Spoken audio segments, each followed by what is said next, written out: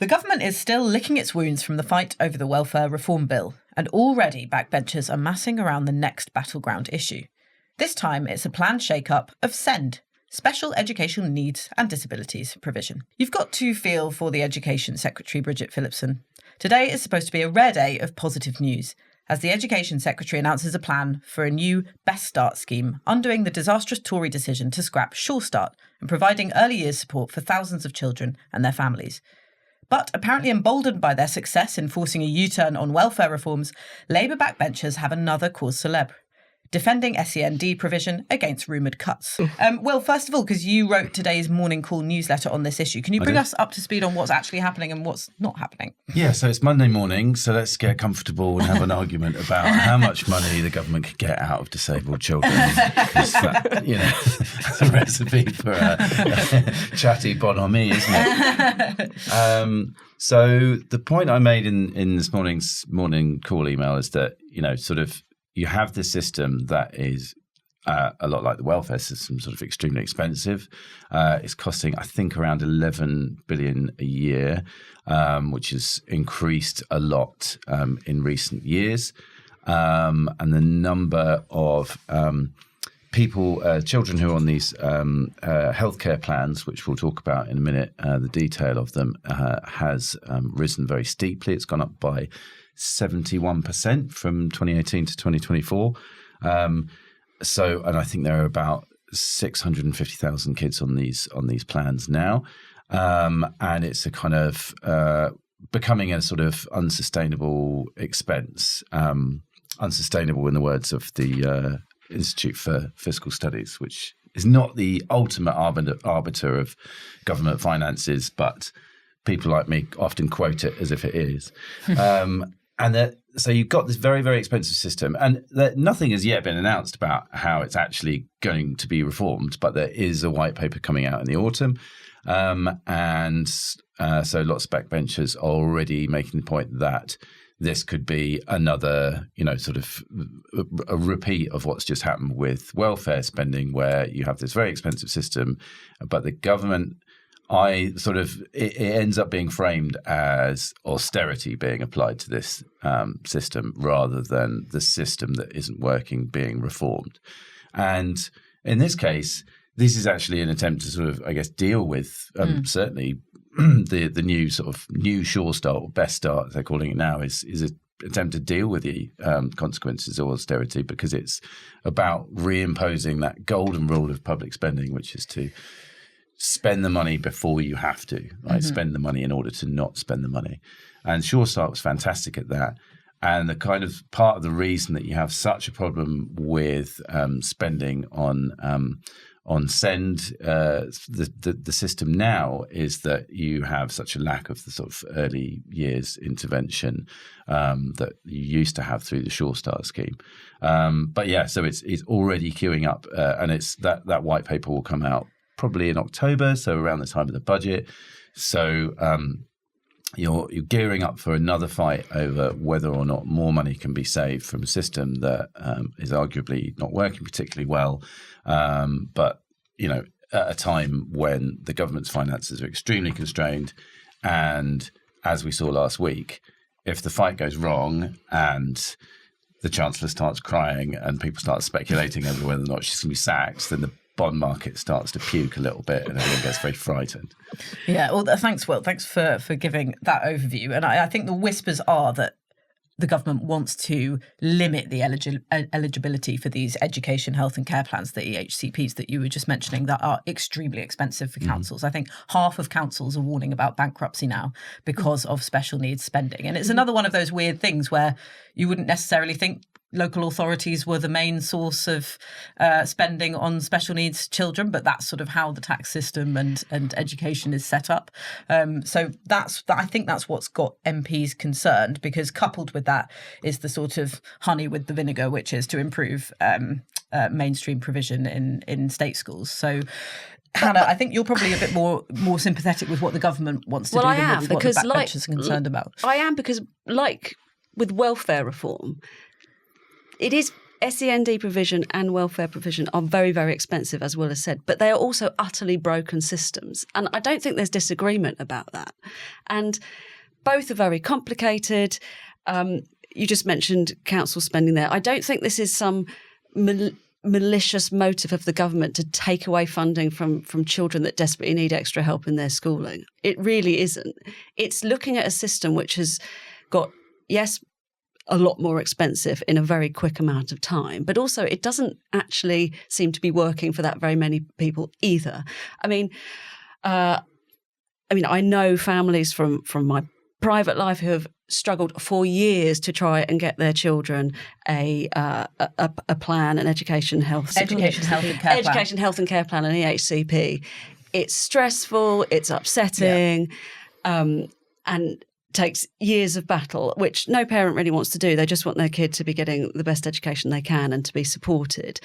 But one of the problems is that the only way to get any help at all, any extra help, is to have a plan. Yeah. Now, in Wales, that doesn't happen. So we've seen the number of plans rocket in recent years. The expense has gone up and there's no nuance there. There's no scale. So you could have a child who is severely autistic, non-verbal, needs a huge amount of extra help, having to go through the same process of someone who perhaps is mildly autistic and needs a little bit of help, but actually can thrive in the mainstream school sector. So it just doesn't work for anyone. It doesn't work for the kids. It doesn't work for the schools. It doesn't work for the parents. And the local authorities, the shit is going to hit the fan in the next financial years, because so far they've managed to keep this expense off their books in a sort of special pocket. They're 5 billion in debt.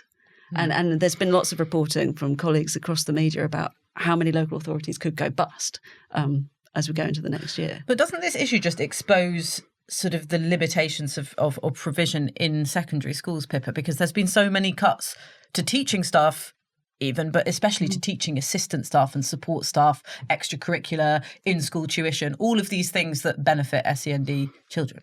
Right. I mean, it's going back 15 years now, but when I was at school, certainly the aim for children with these kind of needs was that as much as possible they would be kept in mainstream schooling. The argument was that it was good for socialisation. It's good to give them as normal as possible a start in life as you can. And that has shifted, I think, since the EHCP was introduced in 2014 towards more and more of these children being put in specialist schools and separate them out from their mainstream peers.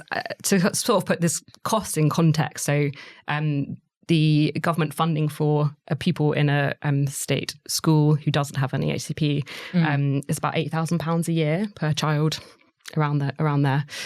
Some of these independent schools that kids are now being sent to cost £60,000 a year, which has gone up more than 100% in the last decade. So it's a huge rise in the cost. Yeah. And, as Hannah said, they're actually not even getting the results that to justify that cost. The number of children who leave those specialist schools not having met the kind of expected level for reading, writing and maths at the end of primary school has not changed in the past 5 years, despite those costs going up. But this is, as Hannah will say, partly to do with the number of children who are being diagnosed in the first place. It is also, I think, as you say, a result of the reduced funding for your average school and teaching staff, and therefore their capacity to deal with needs that would once have been a little bit difficult but could be managed in a normal classroom setting. They can't cope with them anymore. And so that's why, it's part of the reason why you're seeing these huge rising numbers in HCPs. Yeah, because part of it is rising demand, like Hannah mentioned, but also it's a wider story about outsourcing as well, isn't it? I think councils have spent 15% more in England this year on private school places for children in these situations than the year before. And you can see that happening in sort of children's social care all the way to bin collections, outsourcing these services that councils just feel that they can't afford to do themselves to private companies that do it for far more expensively and less efficiently. Well, exactly. We seem to have done it across society, that we privatise or we farm out responsibility for the most vulnerable, whether that's the elderly, the infirm or our children, to the private sector who don't necessarily do a very good job. The Guardian journalist John Harris wrote a great piece for the magazine on his personal experience of getting an HCP and proper care for his child who's autistic. And there was one example in there which speaks really well to this outsourcing thing, which has stuck with me. There's a school in Lancashire called Pontville School, which Harris says cost £116,000 per year per child. Obviously, that is paid for by the government, not by the parent. And it is owned by a subsidiary of Abu Dhabi's second largest sovereign wealth fund. Yeah, it's a lot of it underpinned by private equity, which is what we've seen with children's homes, with care homes. It's not a great place to be. So we've spoken all about sort of this broken system, the demands on councils, how it's reaching unsustainable levels. But what does it mean politically that Labour backbenchers are already rallying against something that the government, we don't even know what their proposals are. There are a few whispers, but we don't actually know what they want to bring in. And the idea that every cut or tweak to a system, every reform, as the government would like to call it, is now framed as austerity coming back. I mean, that's politically really difficult, isn't it? Yeah, I mean, that is the thing that Labour backbenchers have to admit, is that they have to answer the question where they get the money. I can see, we are now in an era of issue-based politics, right? So, every reform, every sort of tweak that is made, especially if they're done one by one, it's almost like the perfect way for government to relentlessly brief against itself. So you say, right, we're going to do this. And it's going to take out some farmers, but they're rich anyway. And then you get thousands of farmers marching out down Whitehall. And then you get, and then you say, right, we're going to do this to the welfare system. And every time you create a group of people who are the victims of your policy, because you're not doing it all at once.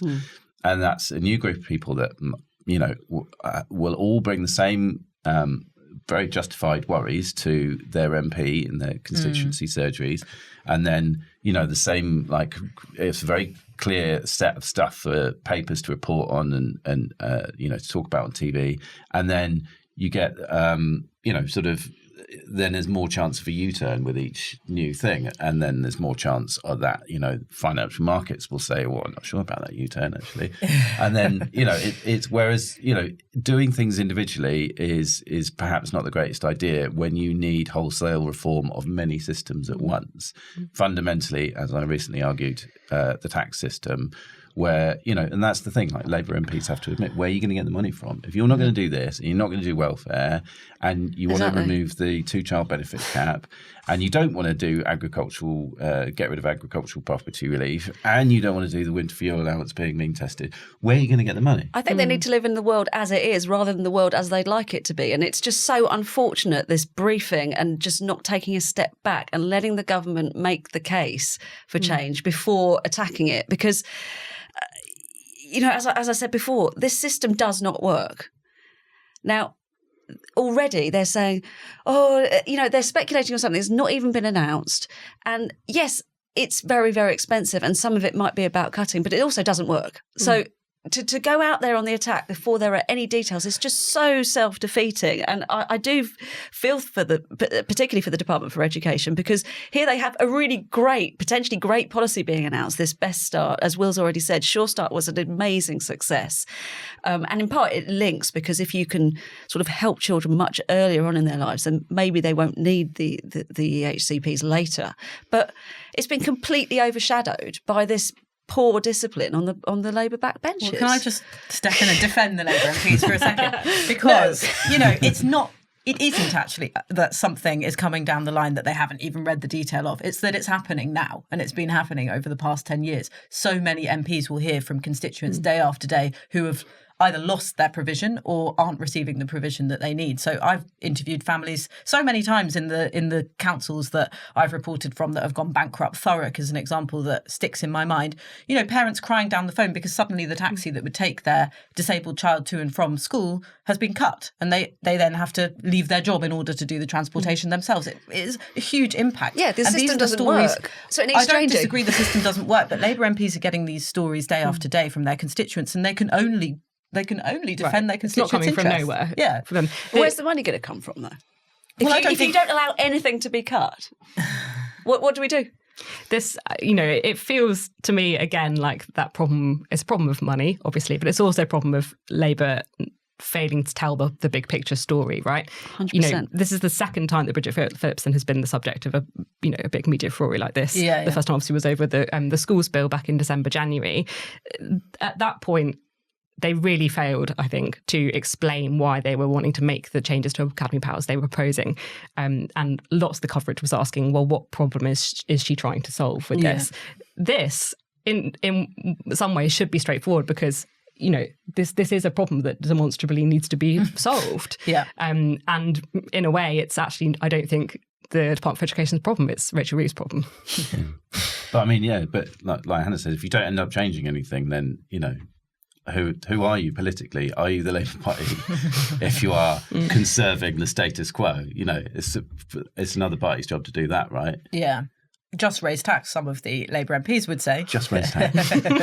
Well, I think we should But just not on them and not on their constituents. Well, that's the thing, they're going to also, you know, there will be a decent-sized queue at every MP's, constituency surgery if they say, right, we're going to pop this much on the basic rate of income tax. True. But, and we should say that they are just raising taxes, council tax. Yeah. You know, the council tax it's factored in that they will raise their taxes to the 5% I just think it's such a shame. Every year. It is right that the government are asking these really difficult questions that the previous, 14 years of Conservative government have let fester, and we're in this situation because it hasn't been tackled. You have to be able to have a grown-up conversation about the difficulties here, and sometimes the answers might be really difficult, but if you can't even have the conversation without the briefing and the counter briefing, it's just going to be impossible to make any change. It is a kind of like a public health question as well, in the same way that the welfare reforms are, in that, like, this is sort of like the long tail of the pandemic to a certain extent, is like playing out in society and us not really knowing what the costs are yet. Yeah. It's one of the things I think that's missing from the conversation about early years. It's often called childcare, and that sort of gives you the idea of it's all about getting parents back into work. It's about making people be able to afford to have more children. But actually, when we talk about, you know, early provision for children before they reach reception and year one, like, 90% of a child's brain is formed by the time they're 5. Those are the most crucial years.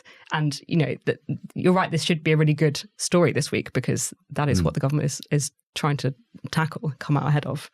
And they've lost control again, sadly.